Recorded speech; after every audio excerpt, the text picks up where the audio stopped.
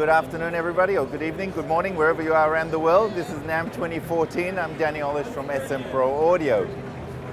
We're well known for our passive and volume controllers, from the NanoPatch Plus, which sells in the thousands, up to the MPatch 5.1, which is still a full passive 5.1 audio controller. This one has 144 little tiny resistors inside it that you can select each one level accurately because it's a switched controller. You don't even need to power it up. But we've released a couple of desktop units now, which is the passive one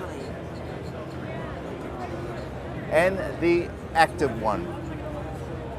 Several customers asked us to make a desktop controller, so we went on and designed a nice format so they can put on their desktop.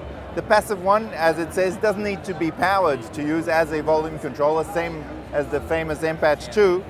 If you power it, you get to have a headphone amplifier, 2 channels this time, and also a talkback microphone built in when you power it. If you don't power it, it has the added advantage of a USB I/O with an Azo Driver if you wanted to use it as an Azo Driver. Otherwise, standard USB, PC and Mac will work onto it as a USB DAC, for example.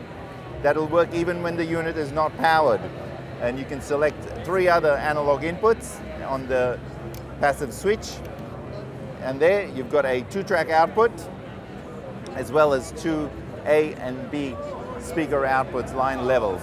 So when we go to the active one, the difference is obviously electronic switching, so you can have multiple inputs, you can A/B between them easily this way, as well as a level, volume level there, metering. All the other features are exactly the same, besides the point that this is an active controller. Means all the audio is running through op amps, and obviously the sound has changed in a very small amount, but it still does get changed compared to the passive one, where it's a pure path for the audio, so the volume is attenuated. It's not increased or decreased, but it's actually attenuated, but you get still your full dynamic range that you had before, just at a lower level.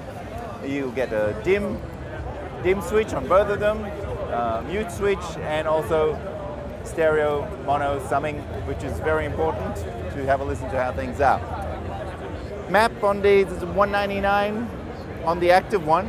The passive one is actually a little bit more expensive, $249, because the components and the switches to make a passive device are actually more expensive than making an electronic device. When are they going to be available? Just probably early March. We'll be shipping pretty much straight away as far as that's concerned. Okay? But the whole system is basically based on the MPatch 2. Okay, so exactly the same as that, where the passive one sits, while the active one, the added USB, I think will make a big difference to people to use it as a USB DAC if they want to play MP3s or WAV files directly from the PC to A/B with another mix output from a DAW. They can certainly do that directly.